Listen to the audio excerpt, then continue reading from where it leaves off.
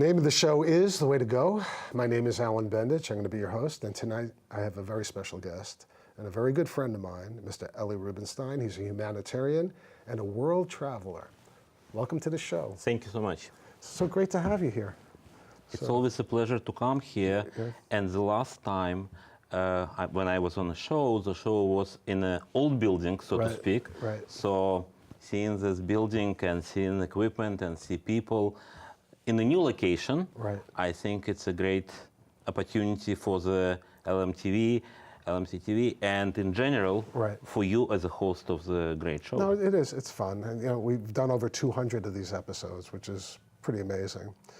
So we haven't spoken in a while, and you've done a lot of traveling, right? I mean, absolutely. So tell us all about your travels. I'm interested. I haven't heard your latest stories. Well, absolutely. Well, not only because of my job, I do travel because of my job, and I work for the organization that the headquarters is in Italy. But also, on a personal level, I like to travel. And I always use the opportunity to travel to see different countries, to see how people live, and kind of to understand the system, to understand how people are happy, not happy, etc., etc. So, for example, in May of this year, I had the opportunity to travel to Russia, to travel to Moscow. Wow. That was kind of a special occasion. On May 9th in Russia, it's Victory Day. In the United States, in the Western world, people celebrate Victory Day on May 8th. In Russia and some other countries, they celebrate it on May 9th, because based on when this declaration of end of the war happened. It happened like at night, so in some places... World War II? Yes, World War II. Yes. So when Germany capitulated. So, like between United States and Russia, there is 7 hours difference. So in one place it was still May 8th, and another was already May 9th. Anyway, so I had the opportunity to participate, to see Moscow, to see people celebrating, and it was a great opportunity. When you were living in Russia, did you go to Moscow regularly? Or? Well, I was living in the former Soviet Union, and my native city was Minsk, Belarus. So, yeah, I did go to Moscow once in a while, because it was a part of the same country. And Moscow was the capital of the former Soviet Union. Now, Moscow is the capital of Russia.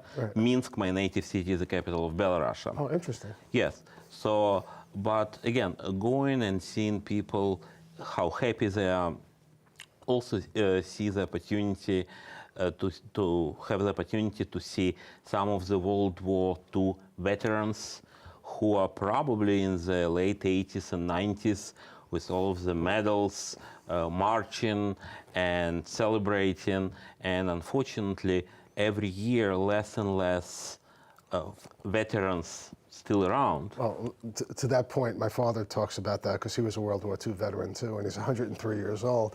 So, every year, I mean, it's, and a lot of stories aren't being told. So absolutely, absolutely. People are dying. And also, like, the war started in 1939 with Germany occupying Poland and some other countries. And ended in 1945. So obviously, every year there is some kind of anniversary. There is something that people celebrating and people remembering. How many Russians? I mean, if it wasn't for Russia, so many more Americans would have died. And everyone knows that. But did they lose 20 million people? Yes. Well, again, look, official number is 20 million. Nobody knows if it's a correct number. There are some, some people who feel its number is much higher, etc., etc. But I was talking about... I'm sorry, your travels. No. I was talking about different anniversaries. And for example, this year, and we're sitting right now on September 21st, in a few weeks, on October 14th, we will remember a Sobibor uprising. Sobibor was one of the largest concentration camps in Poland. Which part of Poland? Well, that was more to the eastern part, Right. eastern side. So in Sobibor, the overall, about 250,000 people was exterminated. Wow.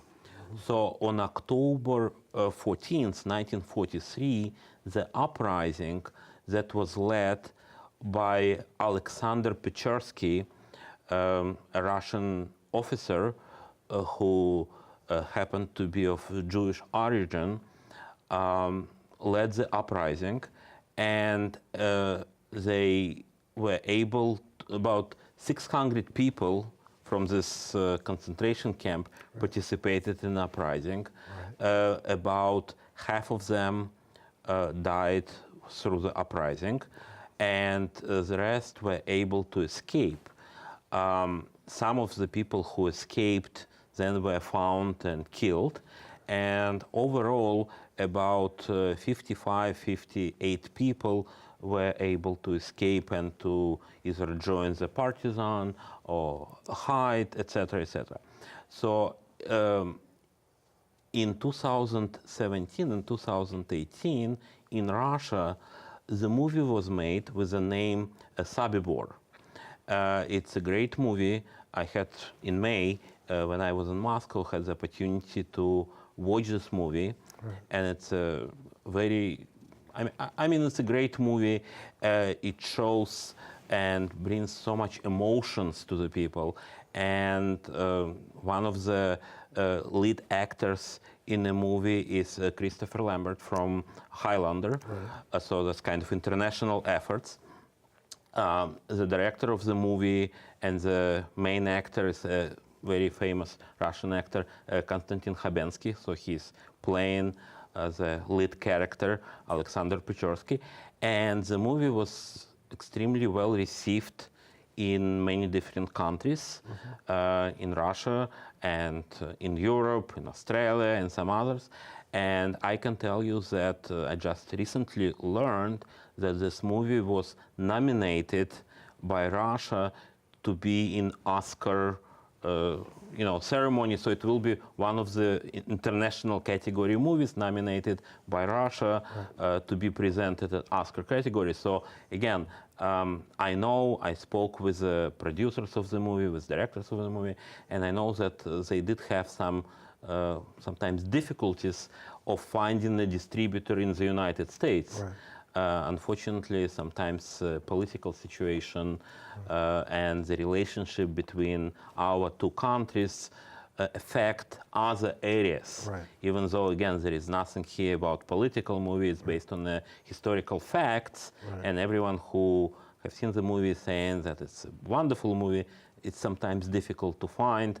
And in other countries, in Europe, in Australia, it wasn't. I mean, there are a lot of producers and distributors who wanted to be affiliated in the United States. As far as I know, it was difficulties. So again, but people can find the movie on YouTube very easy, and I would think that people would love to do it. Right. So were you moved by the movie when you saw it? Yes, absolutely. I was moved by the movie, and interestingly enough, this main character, Alexander Petrovsky, he survived the war, and he lived in the former Soviet Union, and he died in 1990. So again, but he wasn't. I think in former Soviet Union and Russia, he was forgotten for a number of reasons, and he wasn't like heralded as a hero, so to speak, even though he was a hero. But again, I think that the people who watch this program, I would really encourage them to watch the movie, and this is something... But even though he wasn't considered a hero when he died, this generation, I guess, is portraying him in Russia as a hero. So he is a hero. No, he's a hero. There is no question about it. There is no question about it. So I guess maybe it's a different political atmosphere. Well, of course. Look, one of the things, he happened to be a Jew by birth. So up to a point in old former Soviet Union, nobody wanted to talk about it. So again, That's obviously played a role. But the times, they are changing, right? Well, times changed already, and I think that's extremely important when you look at it. Well, I want to see the movie. I definitely No, do absolutely, want to see absolutely. I'll send you the link. So, but that was in May. it. Right. So then in June, I had the opportunity to travel to Switzerland. Wow. That was, again, I love Switzerland. It's a great country. Was that the first time you were in Switzerland? No, No. I was there before. But again, you know, it's. So what was the weather like? It was hot. Actually, it was very hot. Right. And the main city where I traveled was Basel. Okay. And there is a Rhine River in Basel. Right. So it was kind of very interesting to see people swimming in the river. Right. You know, it's fun. It's fun. When you travel, do you go by yourself?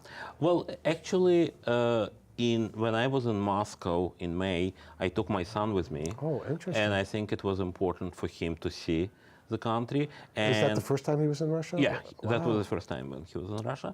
And in June when I went, I took my daughter. Well, I didn't want her to be upset that Right. my son went in May and she doesn't go anywhere.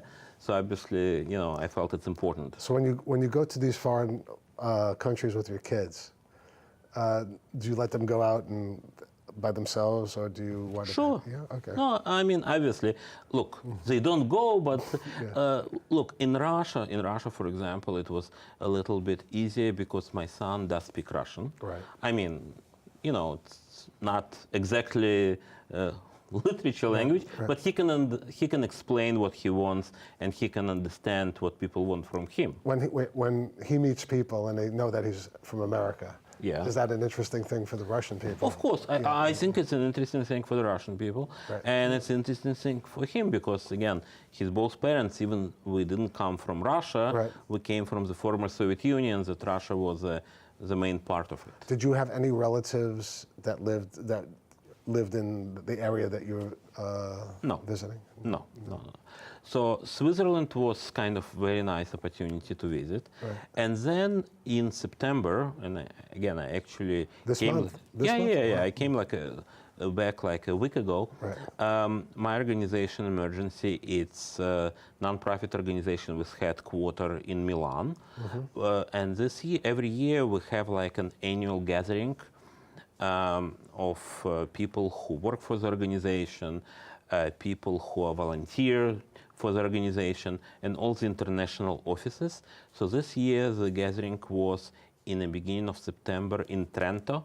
It's a northern part of Italy. Right. So again, it was a great opportunity to go to see.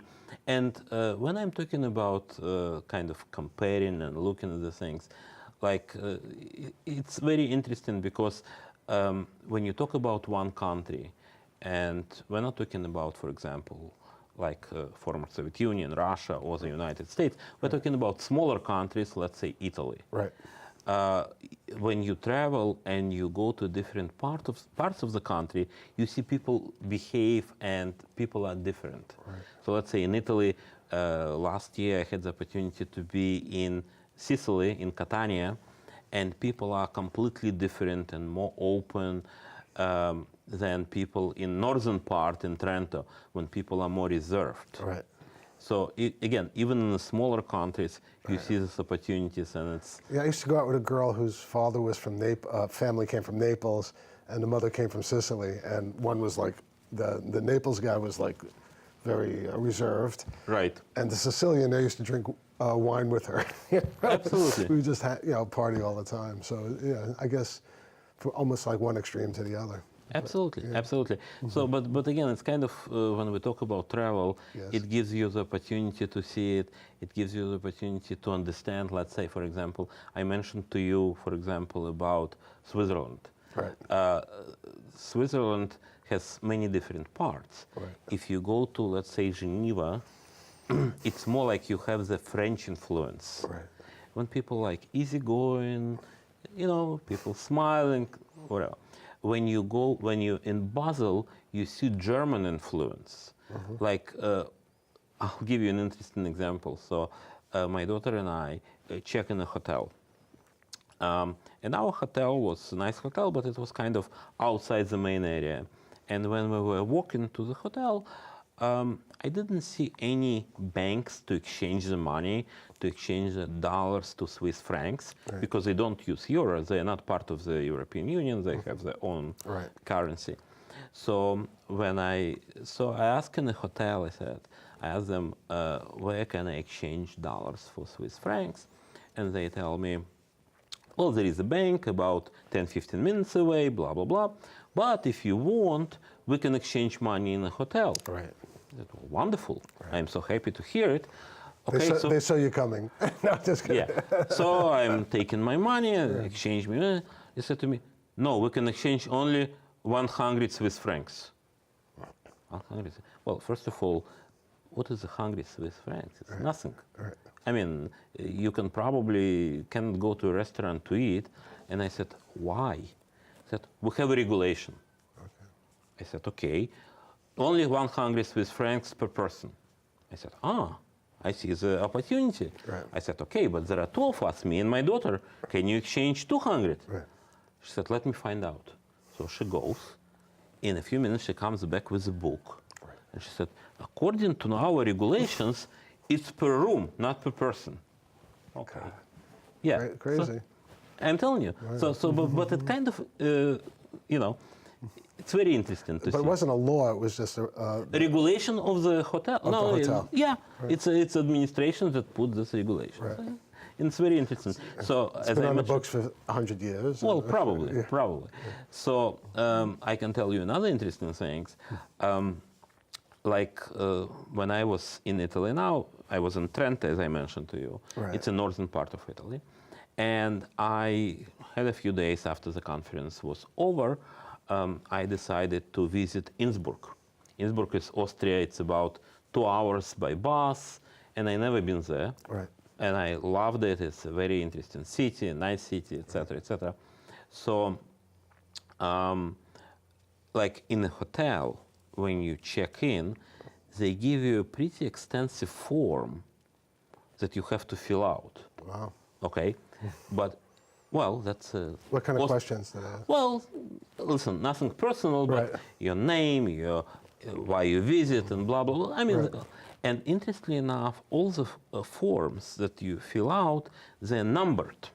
Okay. So my understanding from talking to a clerk at the hotel is that after you fill the form, they bring it to the police station. Right. I don't think that here in the United States we're accustomed to this. Yeah, that's crazy. Yeah, but again, but every security, whatever. Procedure, whatever it is. It's probably regulations that was, as from you World mentioned, War II, right?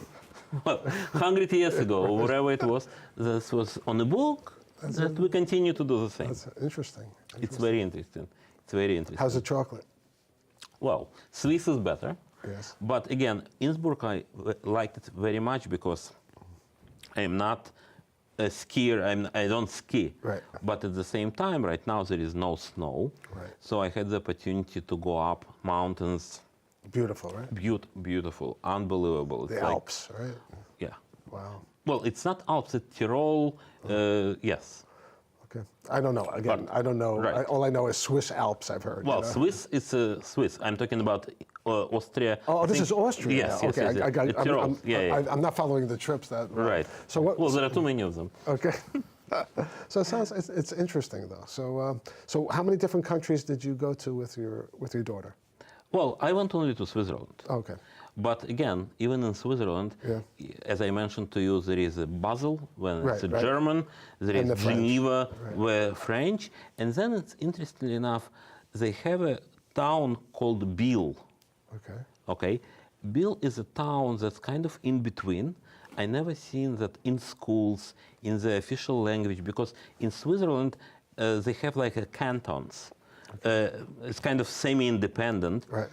So in Biel, they have both languages, French and German. So the all official part is 2 languages. Right. So everyone knows 2 languages. Yes. That's good. Yes. Interesting. So that was very. So is that all the travels you've done this year? Or? Well, actually, I would say that also I mentioned to you about Italy and Austria. Innsbruck, but also I kind of had couple days before the conference, after I went to Vienna, to Innsbruck. So I went to my native country, to Belarus, because I have my grandparents who were buried there. They're still there. Well, they're buried there. They're buried there. They're still there. So, I kind of felt that the last time I was like about 6 years ago. Right. And usually in September, around the major Jewish holidays, it's very customary for people to go and to visit cemeteries. Right. So I did feel that being in Europe, I have to use this opportunity to come and to visit cemeteries. And my sister-in-law, and I can't remember where her grandparents or great-grandparents lived, they went to, there's like this special kind of trip where people from a Polish town, and I can't remember which one it was, went back to the cemeteries to clean up the cemeteries because they were left in disarray. And she had done that. And it's actually like a vacation trip that people sign up for. And it's, so I would love to go to Russia, or at least, How about next year? Because I'm planning like a family trip next year because my daughter is finishing high school.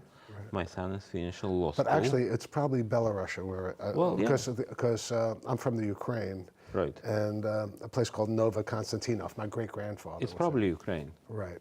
It is Ukraine. Right. And that's Ukraine is part of Belarus, or is no? Ukraine is an independent. Oh, it's state. independent. Yes. So that's where that's the trip I want to go to. Right. Or do I? Well, what's it like there? Listen, again, I am not very familiar with Ukrainian geography. Right. Now, I'm not talking about, but do you know Ukrainian people? Or, yeah. Listen, it's fine. I mean, look.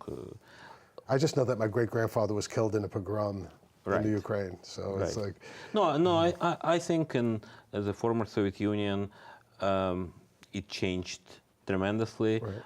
I know that in Belarus it changed. I know that in Moscow, in Russia, it changed tremendously. And in the past, and again, as a person who grew up in the former Soviet Union, a lot of anti-Semitism came from top down, from the government to the people, and people felt that this is what government wanted. That's not the case right now, and that's good. I hope it will stay this way. Right. I mean, well, it's cropping up in the United States, that's for sure. So, I mean, but it hasn't gone anyplace, I'll put it that way. Right, so, exactly. So what, any future plans, or other than next year going to Russia with the family? Well, listen, I would love to go somewhere, but I want to make sure that my travel plans will not interfere with our scriptless plans. Right, we got to do scriptless. Candyland, that's it. And scriptless and Candyland, Right, but I'm really, the thing I'm really interested in is finishing up the laundryman. That would be good. Well, that would be great. Right, Dr. Rubinstein? Absolutely. I would be very happy to continue. Yeah, I just have to, again, the search for the right editor is the thing that I have to do. But maybe you can contact the NYU or some. I was thinking about that. My wife also was thinking about. Well, you see, we didn't discuss it before, because you can get somebody who would be very committed, and for a person, it will be such an opportunity. And I still have all those clips, and and some of them came out really.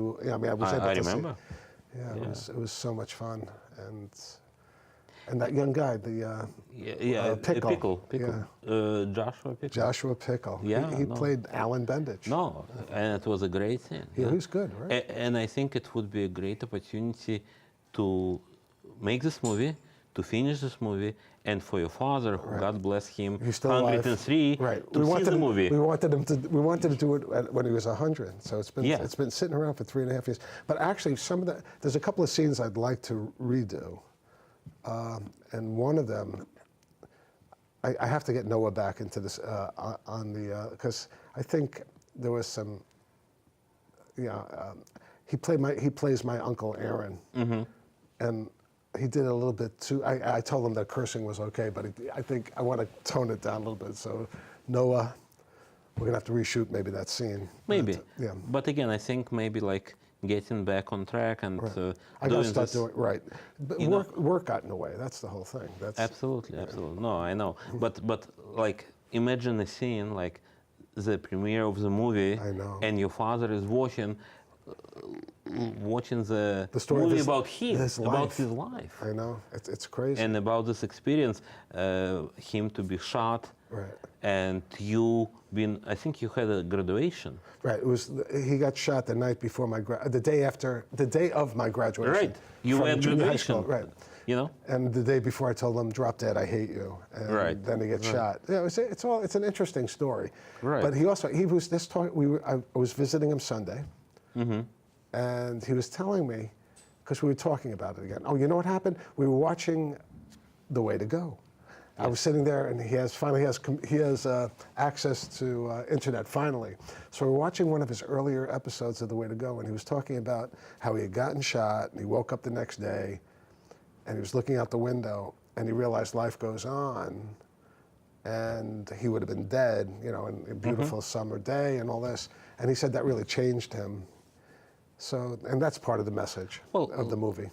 Very often you learn that the near-death experience change people's perspective, change life forever. And you played, you're a doctor, you're Yeah. a PhD, but you play a different type of doctor. You play the psychologist for Alan Bendich. And it's interesting. It is. He did a good job, man. No, thank you. Thank you. And Again, I am looking forward to see the movie too. oh God, I want to. I desperately want to do Also, that. my daughter, who is in the movie, would love to see it too. Right. She played Sharon. Was that Yeah, the name of the character? I think so. I think so. She played my cousin, who was also playing a troubled person in the movie. I really, the more I think about it, that's the movie that got away, and it has to get done, and it should get done before anything happens to my father. Of course. Yeah. I mean. But maybe again the idea of getting somebody from NYU, from a program, somebody who will kind of, in a sense, you need somebody, I would call it like a pusher. Right. That's right. Because if somebody who needs it Right. and who wants to get a credit, Right. somebody who needs to do editing, etc., will start pulling it all together. Right. Because look. But Josh did do a good job. Yeah. No. He did a great job. Right. And we got almost everything. I think we got everything we needed from Josh in Right. that movie. Yes. The thing we needed, I think the key scene is when he got Well, shot. Yes. And maybe some hospital stuff. But, Right. So it's basically my scenes. Right. So I'm happy we talked about it, because I've been thinking about it a lot lately, because, I look at my dad and he's okay, he's still, he's in the forward. You should actually look at the forward online. Online, okay. He's singing a song about, in the 30s, there's something where kids were eating goldfish. So you should check it. I'll send you, yeah. look it up in the forward. Yeah, I'll look look on it the up. Max Bendich or Alan Bendich. Isn't it on your Facebook? It's not, it's the same one. Yeah, I saw on the Facebook. right. Yeah, of course. Of Right, course. but now it's both in Yiddish and in the English Wow. forward. So we're still, But the whole idea to give a tribute, I know. when somebody can appreciate the No, tribute. you're right, and he would definitely appreciate it. He has a Exactly. movie coming out this year, though, where he was in a movie with Stephen Baldwin, and Wow. that's pretty exciting. Listen, he's the oldest actor, I think, probably in the world. Maybe there might be one or two older than him, but Okay, so he in the first 5. but definitely I'll get you the movie that you're in. I'll get you a copy of that. Yeah. But all good things come to an end, and there's really Sure. there's just one thing left to say. That's a wrap. Good night, folks. Now we can shake hands. Thank